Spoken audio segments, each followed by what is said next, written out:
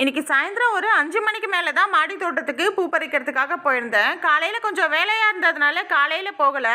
மாடி தோட்டத்துக்கு வந்ததுமே முதல்ல சங்குப்பூவை தான் பறித்து எடுத்துக்கிட்டேன். எப்பவும் போல் சங்குப்பூவில் இன்னைக்கு கொஞ்சம் நிறைய பூ பூத்துருந்தது. ரொம்ப நாள் கழிச்சு இந்த மஞ்சள் கலர் ரோஸ்லேயும் 2 பூ பூத்துருந்தது. எல்லா ரோஸ் செடியிலையும் நிறைய மொட்டுக்கள் எடுத்திருக்கு. ஆனால் மொட்டுக்கள் எல்லாமே மேலே லேசாக காஞ்ச மாதிரி ஆயிடுது. அது பூக்கும் போதும் சைஸில் ரொம்ப குட்டியாக தான் பூக்குது. ஒருவேளை பனியினால இந்த மாதிரி மொட்டுக்கள்லாம் லேசாக கருகுன மாதிரி ஆகிடுதான்னு எனக்கு தெரியல.